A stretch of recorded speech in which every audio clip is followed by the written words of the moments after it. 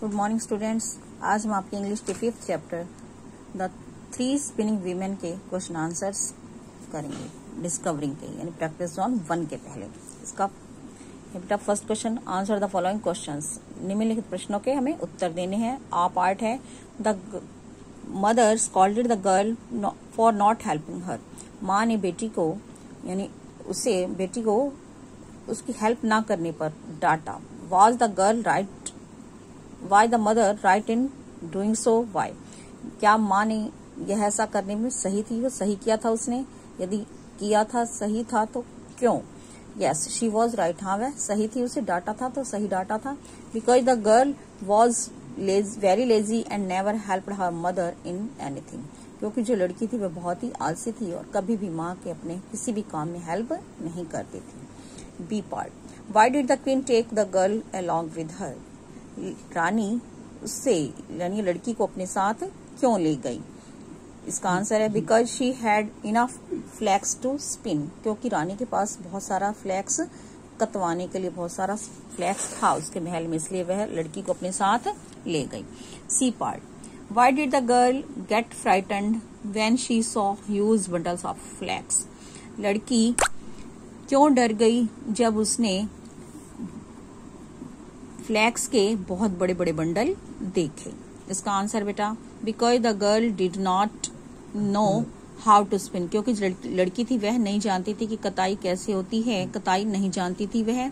She was afraid that on knowing the truth the queen would punish her. वह यह सोचकर डर गई थी कि जब रानी को सच्चाई का पता चलेगा तो वह उसे सजा देगी। डी पार्ट है बेटा, describe the appearance of the 3 women. जो 3 महिलाएं थी काटने वाली, उनका हमें वेशभूषा, आकार, ये सब बताना है कि वो कैसे दिखाई देती थी। The first women had a broad flat foot. जो पहली फ्लैट फुट, जो पहली महिला थी, औरत थी पहली, उसका पांव चौड़ा और समतल था, फ्लैट था। The second one had a large lower lip. दूसरी महिला का जो निचले वाला हॉट था वह बहुत लंबा था, लटका हुआ था नीचे की ओर। And the third one had a broad thumb. और जो तीसरी औरत थी उसका अंगूठा बहुत चपटा था।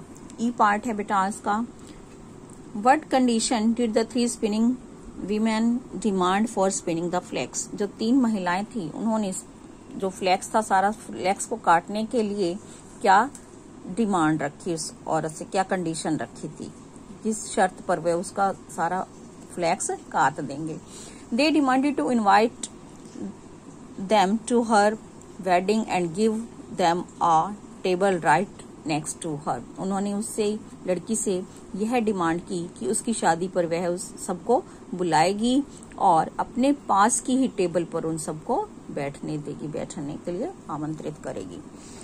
एफ पार्ट है बेटा, do you think the girl did the right thing by taking the credit of the spinning flax from the 3 women?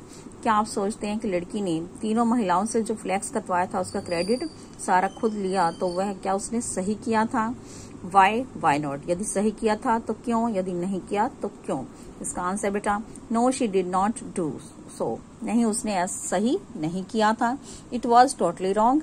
यह पूरा गलत है, गलत है। She lied to the queen and lying is not a good thing. उसने रानी से झूठ बोला था और झूठ बोलना अच्छी बात नहीं है। The girl should have told the queen that she did not know how to spin. लड़की को, रानी को सच्चाई बता देनी चाहिए थी और उसे यह बताना चाहिए था रानी को कि वह कताई नहीं जानती कि कताई कैसे होती है। नेक्स्ट बेटा सेकंड है आपका प्रैक्टिस जॉन 2। इसमें आपके टेंस फिल करने हैं, देखकर आपको कौन सी टेंस आना है। तो ये आपको समझा देती बेटा इन वेरी शॉर्ट। आपकी जो सिंपल वर्ब टेंस दिए हुए हैं आपकी बुक में, verb tense is simple verb tense. ये फर्स्ट है बेटा आपका continuous present tense. Continuous present tense में आप क्या करते हैं बेटा, प्रेजेंट है तो इसमें इज एम आर आता है, वर्ब की फर्स्ट फॉर्म प्लस आईएनजी। और यदि पास्ट है तो पास्ट के लिए हम इज एम की जगह वॉज वर्ब का यूज करते हैं, प्लस वर्ब की फर्स्ट फॉर्म प्लस आईएनजी। और फ्यूचर कंटिन्यूअस टेंस में विल बी प्लस वर्ब की फर्स्ट फॉर्म प्लस आईएनजी का यूज करते हैं। और पीछे आपका डू एंड डॉक्यूमेंट भी सॉल्व किया हुआ है, ये आपको सेंड कर दिया जाएगा। I hope you will get it. Thank you, have a nice day.